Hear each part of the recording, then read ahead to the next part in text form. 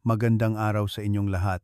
Ako si Dr. Renato Bagani at mayroon akong 35 taong karanasan sa paggabay sa kalusugan ng ating mga kababayan. Ngayon, tatalakayin natin ang isang napakahalagang paksa, mga prutas na nakakalason sa kidney, ang kailangan mong ihihinto sa pagkain ngayon. Kaya naman, mga mahal kong kaibigan, hindi ba't madalas nating maranasan ito pagkagising sa umaga? Bahagyang namamaga ang mukha, may kaunting pamamaga sa ilalim ng mata, at parang mabigat ang katawan. Hindi rin malalim ang tulog sa gabi, madalas umiihi, at pagdating ng umaga, pagod na pagod, at walang ganang gawin ang kahit ano. Marami sa inyo, pagkatapos magpakonsulta sa doktor, nalaman na tumaas ang antas ng creatinine, isang senyales na sobra na ang pagod ng ating mga kidney. Ang sitwasyong ito ay nagdudulot ng labis na pag-aalala at kung minsan ay pagkabahala. Kung mahina na ang kidney, may paraan pa ba para mapabuti ito o gamot na lang ang pag-asa? Sa katunayan, bukod sa mga gamot na inireseta ng doktor, napakahalaga ng pang-araw-araw na dieta. At mayroong isang simpleng gawi na hindi gaanong napapansin, ang tamang pagpili ng prutas sa umaga. Napansin ba ninyo?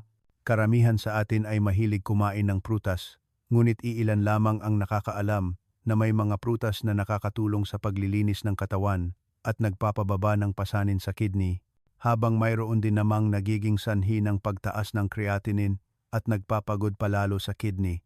Isang maliit na pagpili lamang tuwing umaga ay makakapagpasiya na kung magiging malusog at masigla ka buong araw o malata at pagod. Naalala ko si Aling Nena, 66 taong gulang, na may mahinang kidney at madalas umiihi sa gabi. Sinabi niya na dati, madalas siyang kumain ng saging, lakatan sa umaga dahil inakala niyang masustansya ito. Ngunit lalong tumaas ang kanyang creatinine. Matapos mabigyan ng payo na lumipat sa mas angkop na prutas, sa loob lamang ng isang buwan, gumaan ang kanyang pakiramdam, nabawasan ang pag-ihi sa gabi, at mas sumigla ang kanyang kalooban. Nakikita ninyo, kung minsan, hindi kailangan ng mamahaling gamot o komplikadong sikreto, kundi sa pagpili lamang ng tamang prutas, matutulungan nating makapagpahinga ang ating kidney, luminis ang ating dugo, at maging payapa ang ating pagtulog sa gabi. Isipin ninyo, sa umaga, pagkatapos uminom ng isang baso ng maligamgam na tubig, kumain tayo ng isang piraso ng malamig at masarap na prutas, na hindi lamang masarap, kundi mabuti rin sa kalusugan para simulan ang isang magaan at nakakaginhawang araw.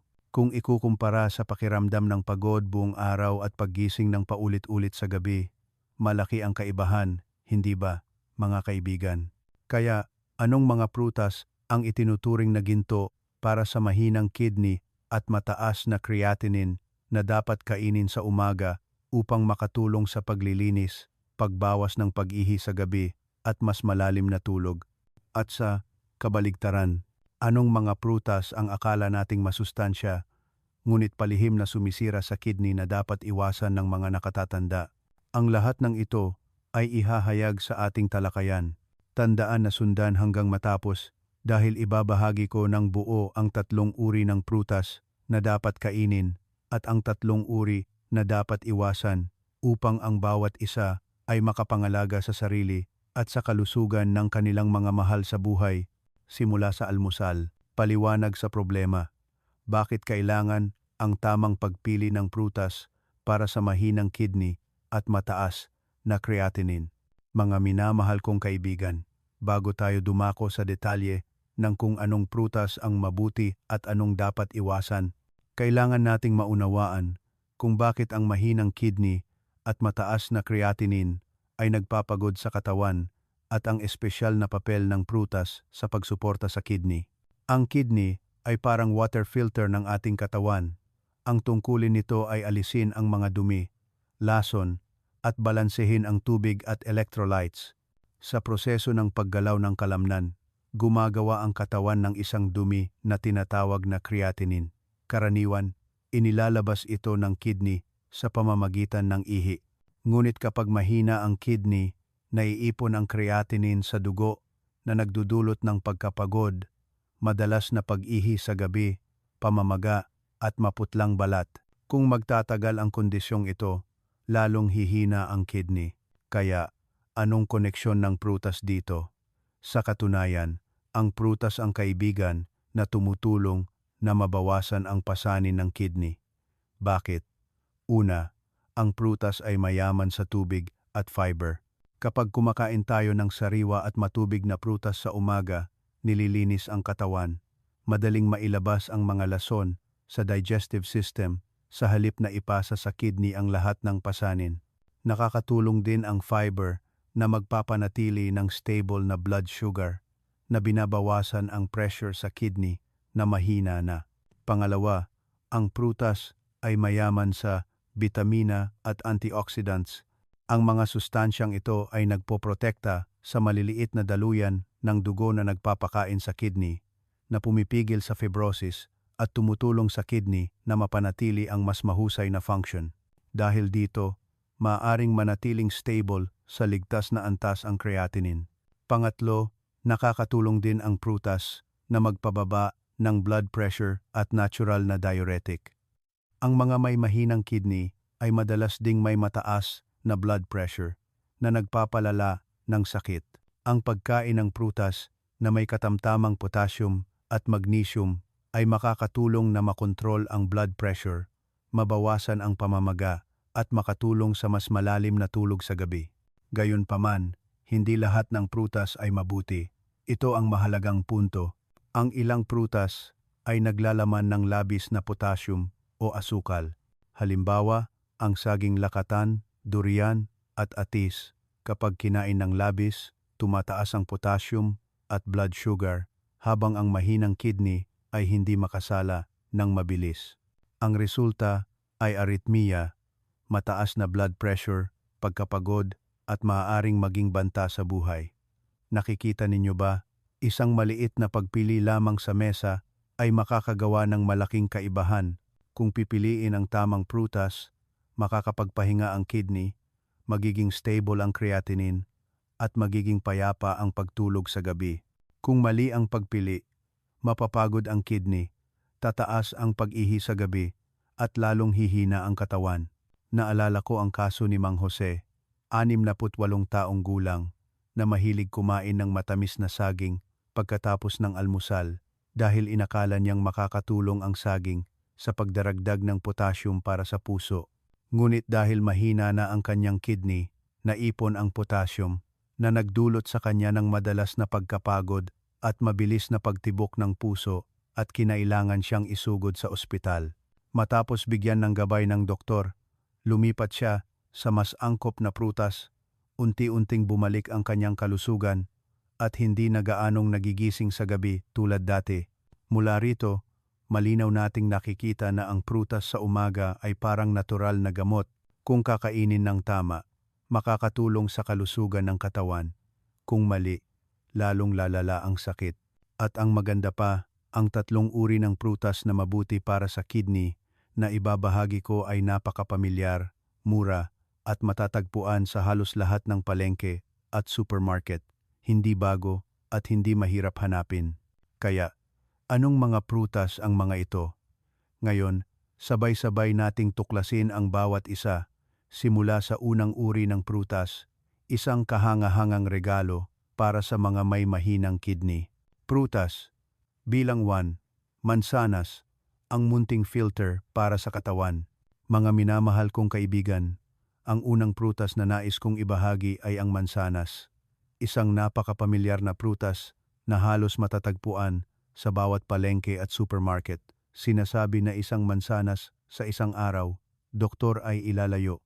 At ito ay may ganap na batayan sa agham, lalo na para sa mga may mahinang kidney at mataas na creatinine. Ang espesyal na katangian ng mansanas ay ang pagkakaroon nito ng maraming pectin, isang uri ng soluble fiber. Ang pectin ay may kakayahang kumapit sa kolesterol at toxins sa dugo, at pagkatapos ay ilabas ang mga ito sa pamamagitan ng digestive system sa halip na ipilit sa kidney na salain ang lahat. Dahil dito, nababawasan ang pasanin ng kidney at ang creatinine sa dugo ay napapanatili sa mas stable na antas. Ipinapakita rin ng mga pag-aaral na ang mansanas ay makakatulong na mabawasan ang bad cholesterol, mapabuti ang kalusugan ng puso, at dituwirang maprotektahan ang kidney na napakasensitibo sa blood pressure at sirkulasyon ng dugo. Hindi lamang iyon, ang mansanas ay mayaman din sa antioxidants tulad ng quercetin at vitamina C. Ang mga sustansyang ito ay parang kalasag na nagpoprotekta sa maliliit na daluyan ng dugo sa kidney mula sa pinsala na dulot ng oxidative stress. Para sa mga matatanda, kapag lalong tumitigas ang mga daluyan ng dugo, ang regular na pagkain ng mansanas ay makakatulong na mapanatili ang lambot at pagiging flexible ng dingding ng daluyan ng dugo. Kaya mas maraming dugo ang natatanggap ng kidney para sa nutrisyon. Ang mansanas ay mayroon ding mababang glycemic index. Ibig sabihin, hindi ito nagiging sanhi ng biglaang pagtaas ng blood sugar kapag kinain. Ito ay isang malaking bentahe dahil marami sa atin ang may mahinang kidney at diabetes. Kung kakain ng masyadong matamis na prutas, lalong lalala ang sakit. Ang pagkain ng mansanas sa umaga ay nakakatulong na mapanatili ang blood sugar, gumaan ang pakiramdam, at hindi mapagod sa kalagitnaan ng araw. Ang pagkain ng mansanas ay napakasimple. Sa umaga, pagkatapos uminom ng maligamgam na tubig, maaari kang kumain agad ng isang maliit na mansanas o kalahating malaking mansanas. Maaaring balatan kung mahirap ngumuya, ngunit mas mainam na hugasan ng mabuti at kainin kasama ang balat dahil ang balat ay naglalaman ng maraming antioxidants. Bukod dito, maaari kang mag-juice ng mansanas, ngunit tandaan na huwag magdagdag ng asukal upang maiwasan ang pinsala sa kidney. Naalala ko si Mang Tonyo, 55 taong gulang, na ang creatinine ay nasa alarming level. Matapos payuhan na kumain ng isang mansanas tuwing umaga sa halip na matamis na saging, sa loob lamang ng 2 buwan, gumaan ang kanyang pakiramdam. Nabawasan ang pag-ihi sa gabi mula 3 beses sa 1 beses.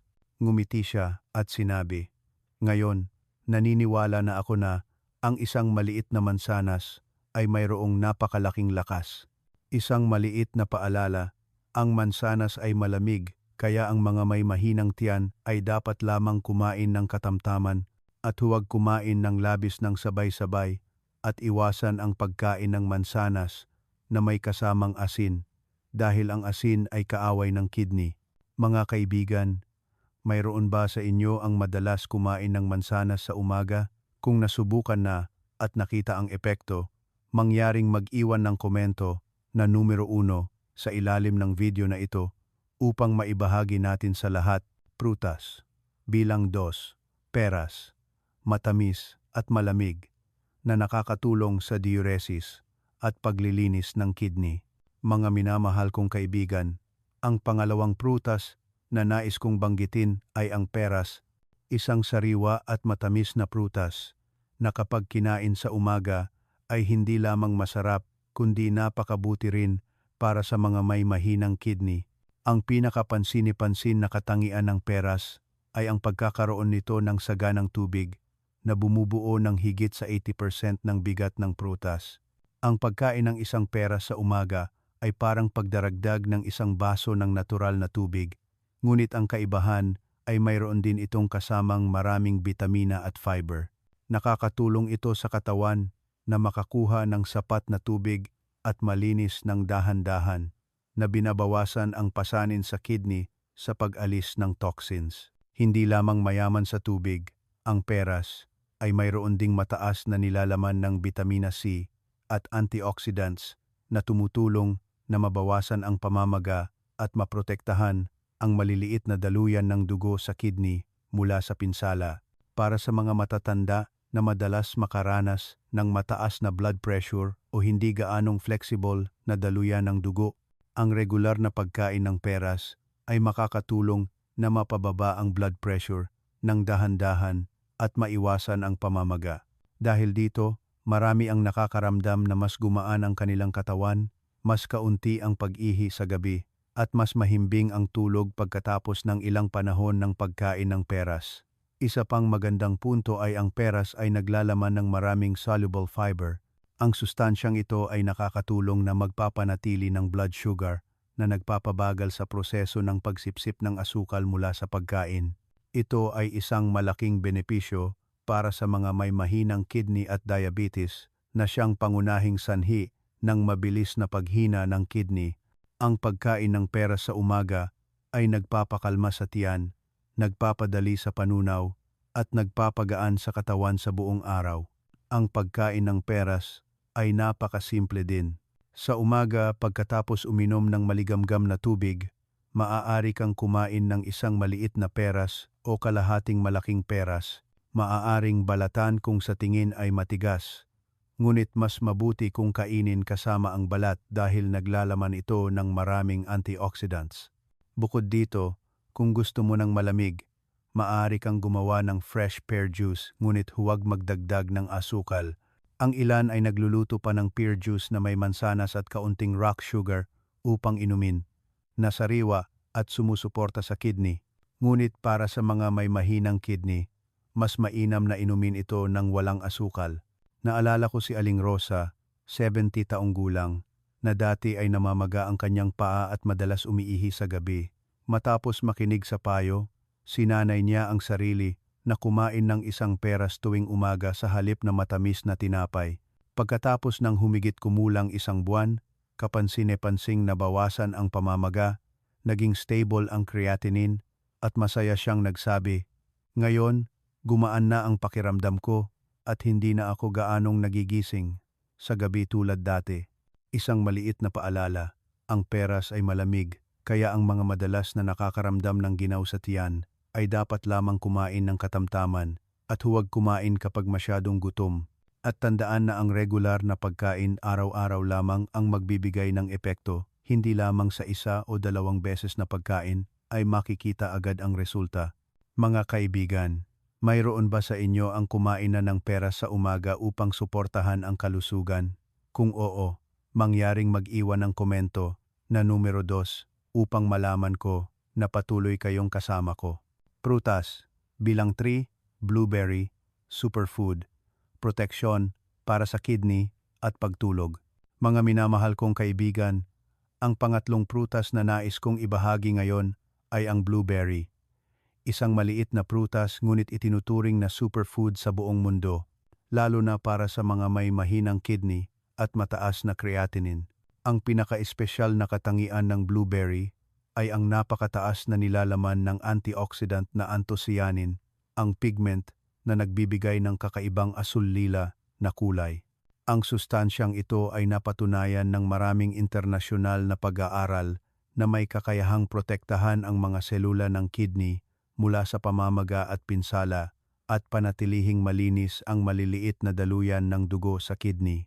Dahil dito, mas maayos ang proseso ng pagsasala ng dugo. Hindi gaanong naiipon ang creatinine sa dugo. Bukod sa anthocyanin, ang blueberry ay mayaman din sa vitamina C, vitamina K at fiber na tumutulong na palakasin ang immune system, magpapanatili ng blood sugar at mabawasan ang panganib ng urinary tract infection. Alam ba ninyo, ang urinary tract infection ay isa sa mga karaniwang sanhi na nagpapalala sa sakit sa kidney, lalo na sa mga matatanda. Sa regular na pagkain lamang ng blueberry, malaki ang posibilidad na mabawasan ang panganib na ito. Hindi lamang mabuti para sa kidney, ang blueberry ay kapaki-pakinabang din para sa utak at pagtulog. Ipinapakita ng mga pag-aaral na ang mga matatandang regular na kumakain ng blueberry ay may mas mahusay na memorya, mas matalas na pag-iisip at hindi gaanong nakakaranas ng insomnia.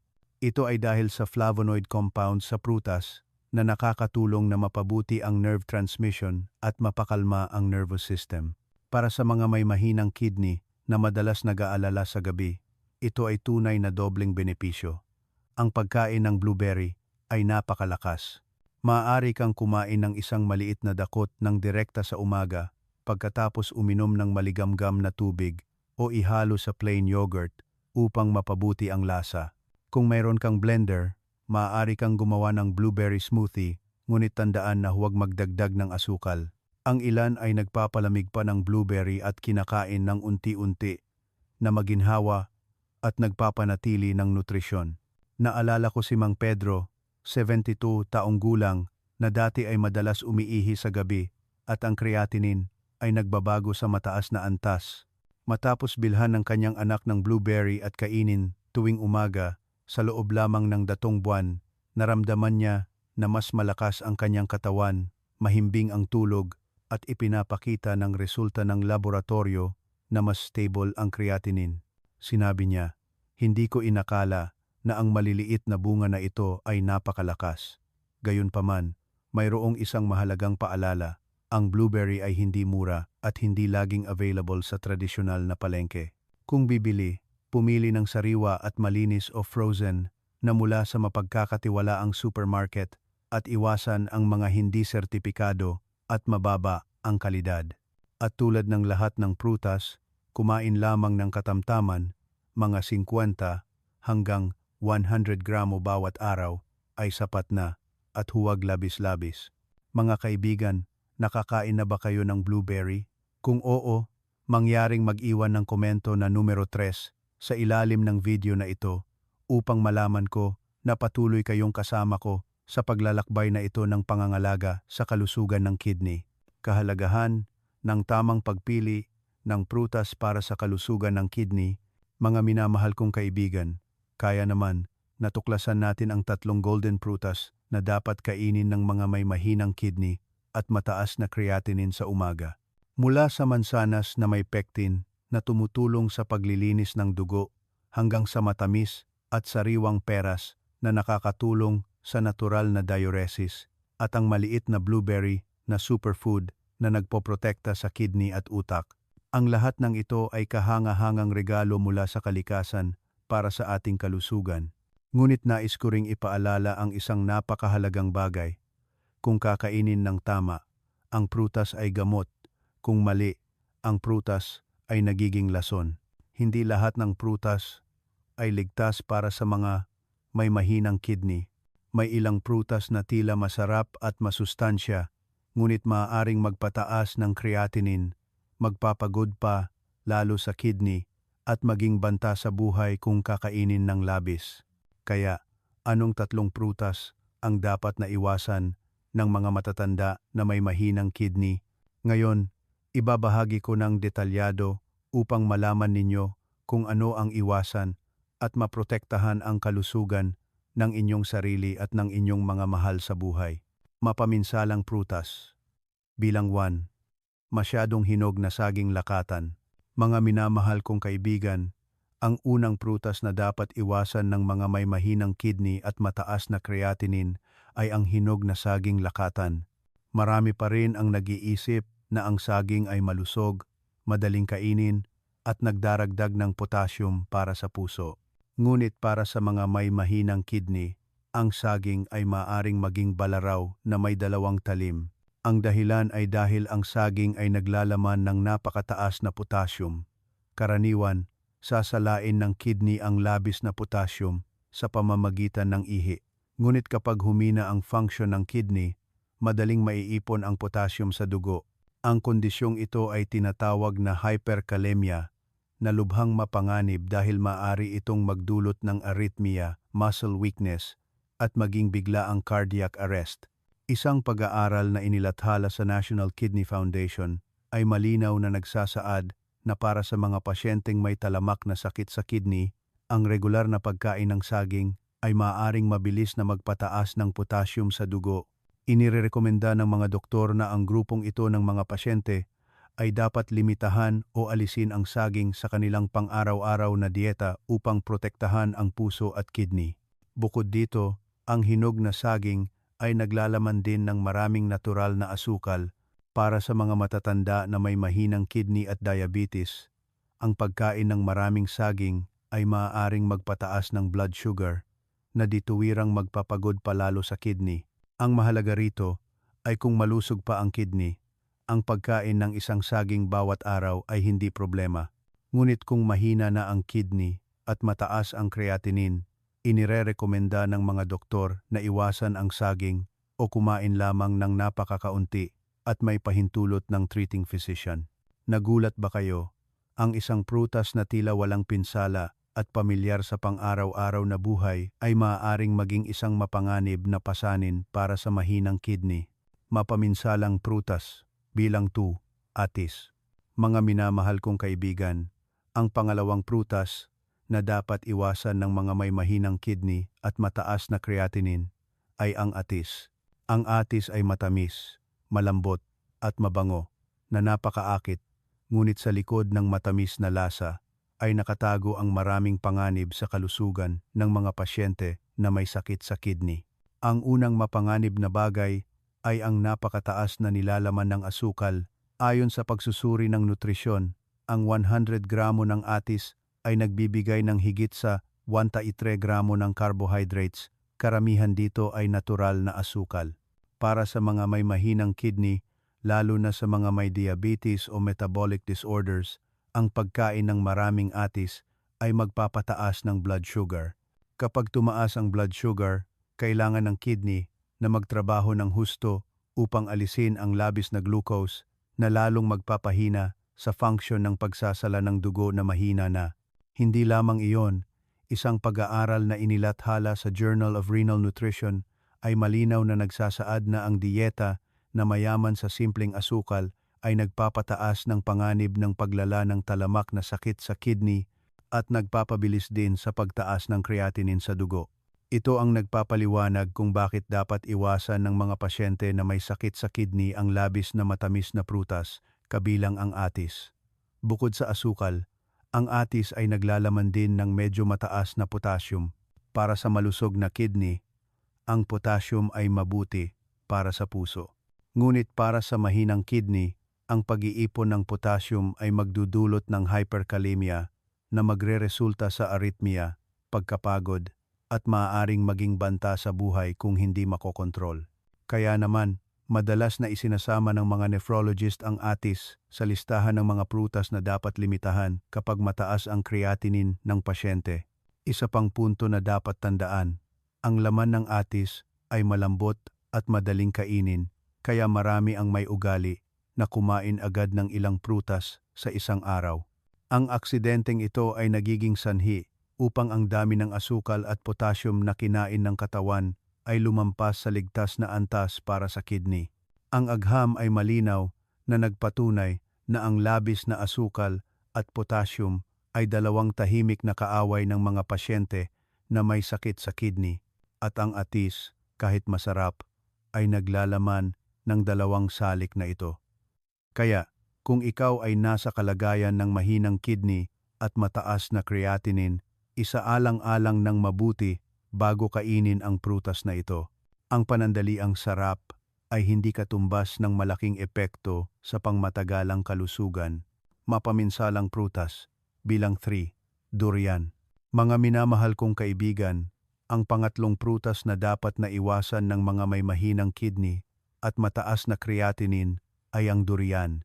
Marami ang nag-iisip na ang durian ay ang hari ng mga prutas dahil sa bango, tamis, at creamy nitong lasa. Ngunit para sa mga may sakit sa kidney, ito ay isang malaking pasanin para sa katawan. Ang unang mapanganib na katangian ng durian ay ang napakataas na nilalaman ng potassium. Ayon sa USDA Food Database, ang 100 gramo ng durian ay naglalaman ng humigit kumulang 436 milligrams ng potassium na mas mataas kaysa sa ligtas na antas para sa mga pasyente na may sakit sa kidney. Para sa malusog na tao, ang potassium ay nakakatulong sa pagpapanatili ng blood pressure at kalusugan ng puso. Ngunit para sa mga may mahinang kidney, kung hindi masala ng kidney ang labis na potassium, malaki ang panganib ng hyperkalemia. Ang hyperkalemia ay maaaring magdulot ng arrhythmia, muscle cramps, at maging biglaang cardiac arrest. Pangalawa, ang durian ay naglalaman din ng napakataas na asukal at calories. Ang 100 gramo lamang ng durian flesh ay nagbibigay ng higit sa 147 calories at humigit kumulang 147 gramo ng carbohydrates. Para sa mga matatanda, may mahinang kidney at may panganib na magkaroon ng diabetes, ang pagkain ng durian ay madaling magpataas ng blood sugar na magpapagod sa kidney upang iproseso ang labis na glucose. Isang pag-aaral na inilathala sa Journal of Diabetes and Metabolic Disorders ay nagbigay diin na ang dieta na mataas sa simpleng asukal at calories ay magpapabilis sa paglala ng talamak na sakit sa kidney. Pangatlo, ang durian ay mayaman sa saturated fat. Bagaman ang taba sa durian ay kadalasang mula sa halaman, para sa mga pasyenteng may sakit sa kidney, ang pagdaragdag ng maraming taba ay magpapahirap sa metabolismo na madaling magdulot ng mataas na blood fat at mataas na blood pressure. Dalawang mapanganib na salik na nagpapalala sa sakit sa kidney. Hindi lamang iyon, dahil sa matamis at creamy nitong lasa na nakaka-addict, marami ang madalas kumain ng durian sa malaking dami, kung minsan ay isang buong laman o isang buong prutas ng sabay-sabay. Ito ay nagiging sanhi upang ang dami ng potassium, asukal, at taba na kinakain ng katawan ay lumampas sa kakayahan ng mahinang kidney na nagreresulta sa malubhang kahihinatnan. Ang mga nutritionist at nephrologist ay sumasang-ayon na ang durian ay kabilang sa grupo ng mga pagkain na dapat alisin o limitahan hanggang sa pinakamababa para sa mga pasyente na may sakit sa kidney. Ang ilang maliliit na piraso ay maaaring magdulot ng malaking pasanin sa kidney, huwag nang banggitin ang regular na pagkain. Kaya, kung ikaw ay may mataas na creatinine, madalas umiihi sa gabi, o na-diagnose na may mahinang kidney, iwasan ang durian. Ang panandaliang sarap ay hindi katumbas ng pangmatagalang kalusugan, paano ilapat sa tunay na buhay, mga tips sa ligtas na pagkain, mga minamahal kong kaibigan. Matapos malaman ang 3 prutas na dapat kainin at ang 3 prutas na dapat iwasan, marami sa inyo ang nagtataka kung paano ang tamang paraan ng pagkain, gaano karami ang sapat, at paano ito magiging mabuti para sa kidney nang hindi nakakaapekto sa iba pang sakit tulad ng diabetes o mataas na blood pressure. Ito ang mga napaka-praktikal na tanong na madalas kong naririnig kapag nagbibigay payo sa mga matatandang pasyente. Ang unang punto na nais kong bigyang diin ay hindi lahat ng marami ay mabuti, kahit ang mga prutas na ligtas para sa kidney tulad ng mansanas, peras o blueberry, dapat lamang kainin ng katamtaman, average na 1 hanggang 2 servings ng prutas bawat araw. Ang isang serving ay maaaring isang maliit na mansanas, kalahating peras, o isang dakot ng sariwang blueberry. Ang pagkain ng sapat ay nakakatulong sa kidney na makakuha ng kinakailangang nutrients nang hindi ito napapagod. Pangalawa, napakahalaga rin ang oras ng pagkain. Ipinapakita ng mga pag-aaral na ang pagkain ng prutas sa umaga o tanghali ay mas kapaki-pakinabang kaysa sa gabi. Sa umaga, kailangan ng katawan ng enerhiya.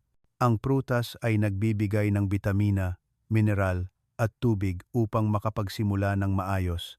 Samantala, ang pagkain ng labis na prutas sa gabi, lalo na bago matulog, ay madaling magpataas ng blood sugar at magpapagod sa kidney sa buong magdamag. Kaya, dapat ninyong unahin ang prutas para sa almusal o gamitin bilang isang magaan na panghimagas pagkatapos ng tanghalian. Pangatlo, bigyang pansin ang paraan ng paghahanda. Mas mainam na kainin ang prutas ng sariwa at kasama ang balat, kung maaari dahil ang balat ay naglalaman ng maraming antioxidants at fiber. Kung kakain ng blueberry, mansanas, o peras, dapat hugasan ng mabuti at kainin kasama ang balat upang lubos na mapakinabangan ang nutrients.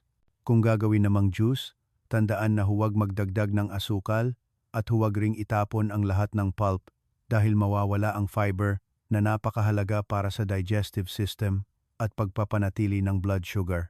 Pang-apat, iba-iba ang kondisyon ng kalusugan ng bawat tao, kaya kailangan ding ipersonalisa ang pagpili ng prutas. Halimbawa, para sa mga may diabetes na may mahinang kidney, ang mansanas at peras ay magandang pagpipilian, ngunit kailangan pa ring kalkulahin ang bahagi ng carbohydrate sa buong araw.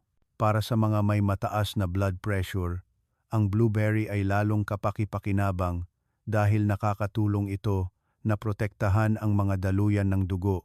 Kaya, dapat pakinggan ang katawan at mas mainam na kumonsulta sa treating physician bago baguhin ang dieta. Panglima, nais kong ulitin ang isang mahalagang punto. Iwasan ang mga mapaminsalang prutas tulad ng matamis na saging, lakatan, atis o durian. Ang panandaliang sarap ay may malaking nakatagong panganib. Ipinapakita ng mga pag-aaral sa agham na ang tatlong prutas na ito ay maaaring magpataas ng potassium at blood sugar na magpapabilis sa paghina ng kidney. Kaya, huwag hayaan ang hindi sinasadyang gawi sa pagkain na maglagay sa panganib ang kalusugan.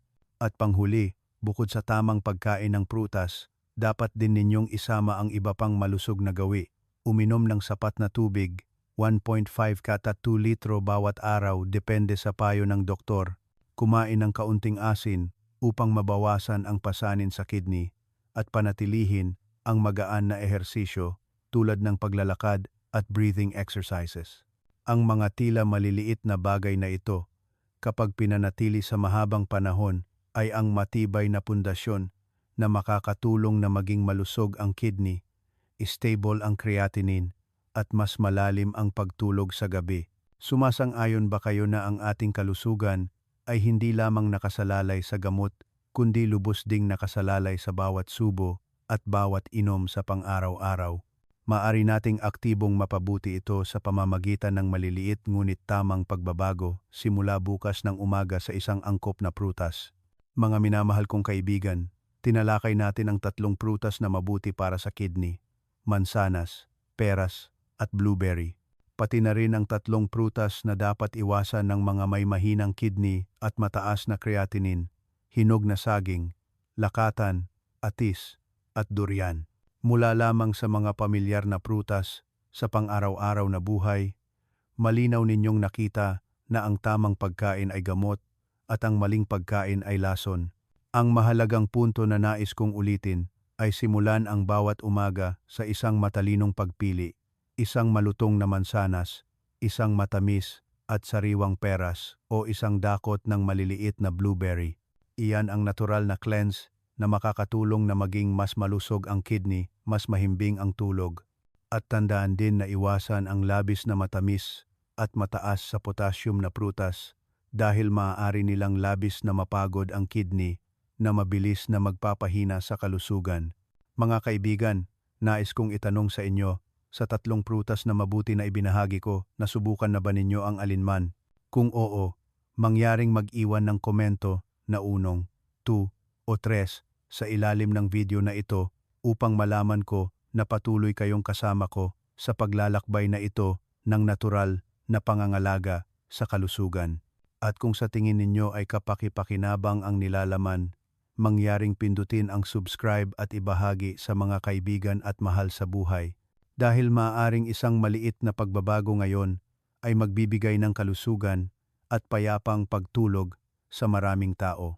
Nais ko sa inyong lahat ang mabuting kalusugan at kapayapaan